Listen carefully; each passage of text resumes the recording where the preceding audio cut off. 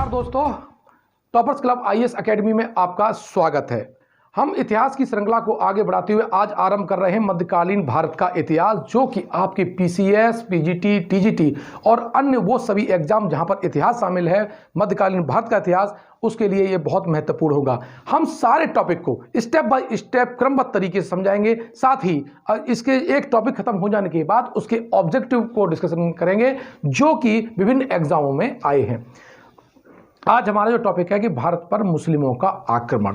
ये आक्रमणकारी कौन थे, इन कौन से वर्ग थे, तुर्क थे, अरबी थे, अफगानी थे, इस बात का अध्ययन हम इस वीडियो में करेंगे। देख लेते हैं कि मध्यकाल में एक इतिहास की घटना है कि भारत पर मुस्लिमों का आक्रमण, जिसने भारतीय संस्कृति और क्षेत्रीयता को काफी देर से पराजित किया था।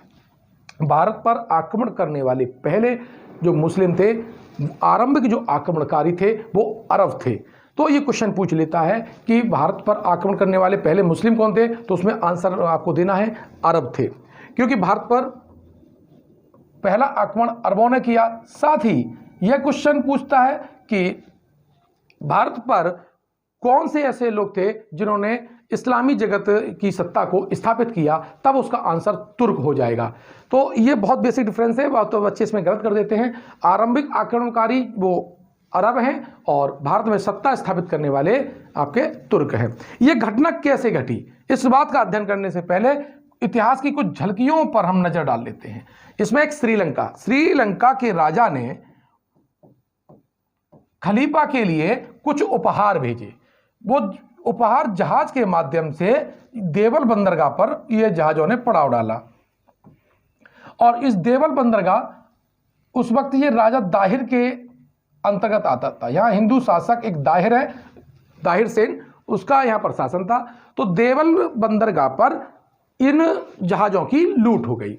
इस बात की खबर जब यहाँ के एक अरबी खलीफा के पास पहुंची, तो उन्होंने कहा कि एक संदेश भिजवाया दाहिर के पास में कि जो हमारी सामग्री आई है उसको वापस कराइएगा और उनको दंडित कीजिएगा। इस पर राजा दाहिर ने असमर्थता स्पष्ट कर दी कि हमारा उन पर कोई नियंत्रण नहीं है। इस बात से अरब के जो शासक थे वो नाराज हुए और उन्होंने अपनी एक सेना की टुकड़ी मोहम्मद बिन कासिम के नेतृत्व में 712 ईस्वी में आक्रमण के लिए भेज दी, ताकि यहां पर जिन्होंने उनका सामान लूटा था उनको दंड दिया जा सके, साथ ही राजा दाहिर को भी दंडित किया जा सके। तो 712 में मोहम्मद बिन कासिम 17 साल का एक युवा लड़का सेनापति बनकर के इस क्षेत्र में आता है और भारत पर आक्रमण करता है। इस बात की हमको जानकारी मिलती है चचनामा नामक पुस्तक से।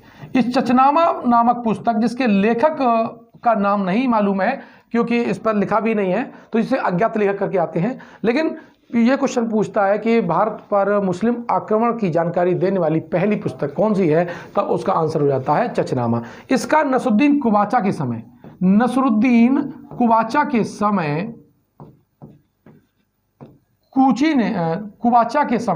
कूफी ने फारसी में इसका अनुवाद किया था।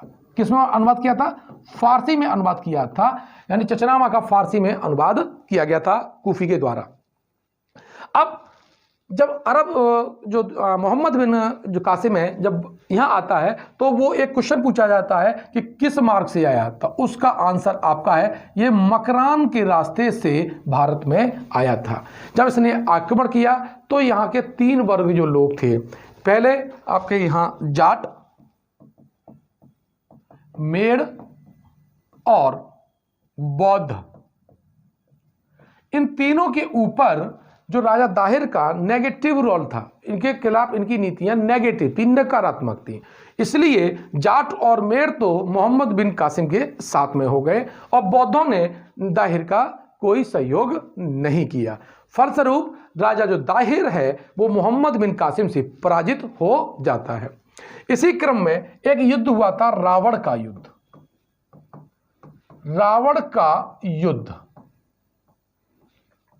इस युद्ध में भी मोहम्मद बिन कासिम ने राजा दाहिर और उनके परिवार की जो सेना है उसको पराजित कर दिया। ये जो पूरा आक्रमण हुआ मोहम्मद बिन कासिम ने, ये जब जीतने के बाद वो वापस जब गया तो भारत में इस आक्रमण का प्रभाव पड़ा। उस प्रभाव को हम अध्ययन करते हैं। कि अरबों के आक्रमण का भारतीय संस्कृति पर क्या प्रभाव रहा, इसका सेक्शन देखते हैं अरबों के आक्रमण का।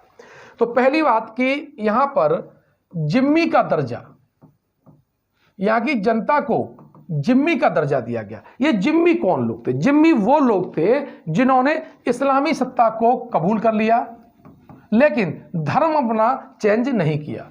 इस्लामी सत्ता को स्वीकार कर लिया लेकिन धर्म परिवर्तन नहीं किया।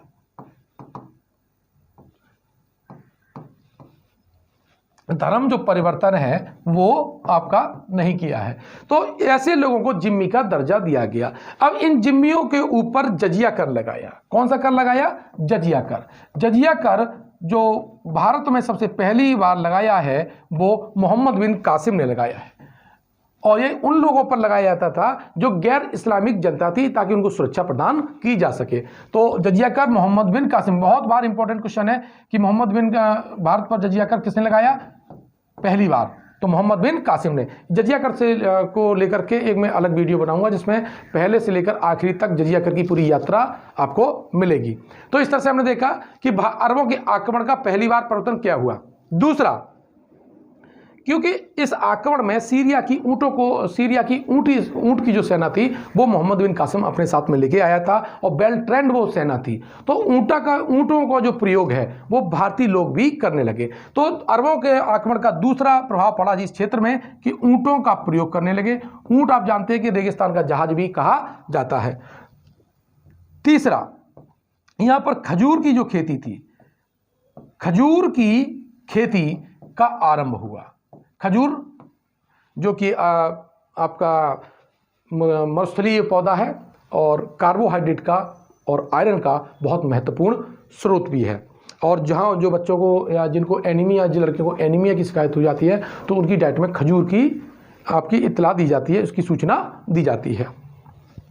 तो इस तरह से आपने पहले पॉइंट पढ़ा कि जजिया कर भारत में लगाया, दूसरा ऊंटों का प्रयोग और तीसरा आपका था खजूर की खेती का प्रयोग। लेकिन इसके साथ अरबों ने भारत से क्या सीखा? अरबों ने, देखिए, जो अरब थे जब यहां पर आए तो यहां पर बौद्धिकता के रूप में, यहां पर बौद्ध के जो लोग थे वो अपने अनुशासन, आयुर्विज्ञान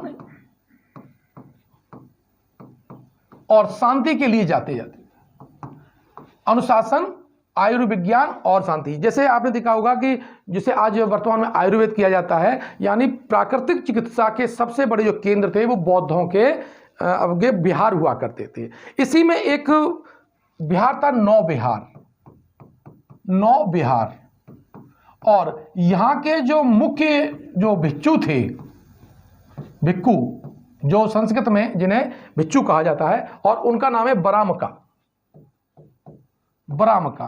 तो अरब के जो लोग थे, अरब के जो शासक थे हारून, इन्होंने बरामका को अपने बगदाद बुलाया और बगदाद जो बुला करके उन्हें अपना मुख्य प्रधानमंत्री घोषित किया, यानी प्रधान नायक घोषित किया।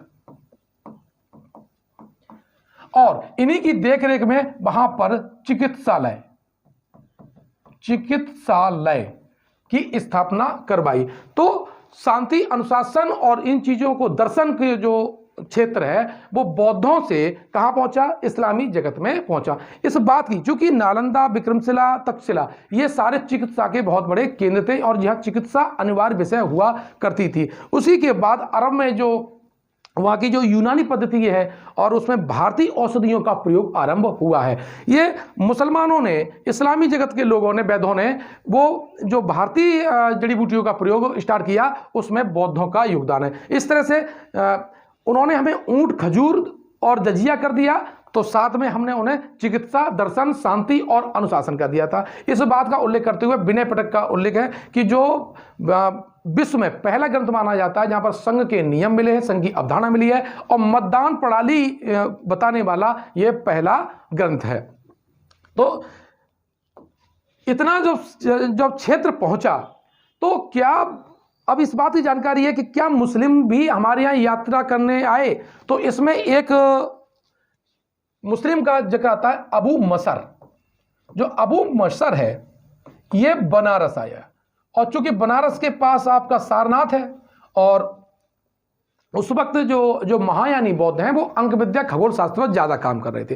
तो जो अबू मसर आए तो यहां पर उन्होंने यहाँ की अंक और यहाँ के दर्शन और ज्योतिष को सीखा अबू मसर ने। तो क्वेश्चन पूछ लेता है कि ऐसा कौन सा अरबी यात्री था जिसने बौद्धों से अंक विज्ञान सीखा, तो उसका आंसर आपका अबू मसर हो जाता है। अगर ऑप्शन में बौद्ध नहीं आता है तो उसमें ऑप्शन होगा हिंदू, कि कौन सा ऐसा मुस्लिम यात्री था जिसने बनारस आकर के ज्योतिष खगोल विज्ञान को सीखा था। तो उसमें आपका शहर है तो हिंदू शहर आपका बनारस। मतलब आपको आंसर किसी रूम में, चाहे वो बौद्ध के रूम में सीखे चाहे आपका नगर के रूम में, नगर के रूम में आपका क्या हो जाएगा, बनारस हो जाएगा। और किससे सीखा उसने, अगर ऑप्शन में बौद्ध नहीं है तो आपका आंसर क्या होगा, हिंदू होगा। इस तरह से हम देख लेते हैं कि अबू मसर नामक व्यक्ति जो आता है और वो भारत से अंक विद्या खगोल शास्त्र और चिकित्सा शास्त्र सीख के जाता है। इस बात की जानकारी भी हमको एक बहुत अच्छी बुक्स है तहकीक हिंद। तहकीक हिंद लिखी है तहकीक हिंद, और ये लिखी है अल-बर्नी ने लिखी है। और अल-बर्नी इस बात का उल्लेख करता है कि संख्याओं की जन्मभूमि, संख्याओं की जन्मभूमि आपकी कौन है, भारत है। क्या है, भारत है। तो बात पूछ लेता है कि संख्याओं की जन्मभूमि भारत है, तो इस बात की जानकारी कौन करता है, तो अल-बर्नी। जो अल-बर्नी है वो महमूद गजनवी के साथ भारत आया था, और यह पुराणों का अध्ययन करने वाला पहला व्यक्ति है। शूद्रों की सबसे बड़ी सूची प्रदान करने वाला भी पहला व्यक्ति है। साथ ही संस्कृत का अध्ययन करने वाला भी ये पहला व्यक्ति है, पुराणों का अध्ययन करने वाला पहला व्यक्ति आपका अल-बर्नी है। ये कहता है हिंदसा कि जो भारतीय संख्याएं यानी हिंदसा की जन्मभूमि, तो हिंदसा ये संख्याओं को हिंदसा लिखता है और कहता है हिंदसाओं की जन्मभूमि भारत है। तो इस तरह से इस बात की पुष्टि हो जाती है कि अबू मसर ने जो यहाँ से अंकों का, ज्योतिष का और आयुर्विज्ञान का जो ज्ञान है वो आपके अरब देश में पहुंचाया। इस बात की पुष्टि किससे हो जाती है आपकी, कि अल-बर्नी की पुस्तक तहकीक हिंद से हो जाती है। साथ ही स्थापत्य कला में भी परिवर्तन आया। स्थापत्य कला में सम्राट अशोक के बाद इस भारत में फिर गुप्त काल में मंदिर निर्माण बने। इस मंदिर निर्माण में ये जो ऊपर हमारा मंडप बना करते थे, क्या बनाते थे, मंडप, और ये मंडप की कला कहां पहुंची, तुर्कों के पास पहुंची,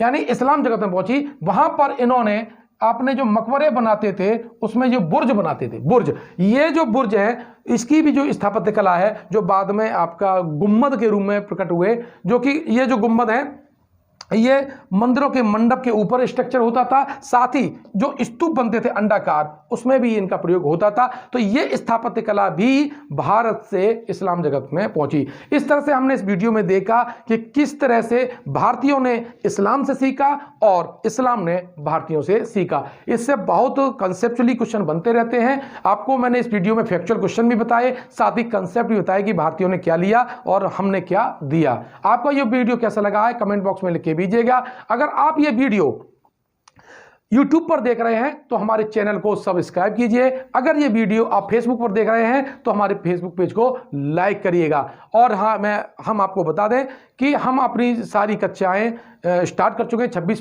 फरवरी से हमारी PCS, उच्चतर, PGT, TGT की क्लास आरंभ हो चुकी हैं।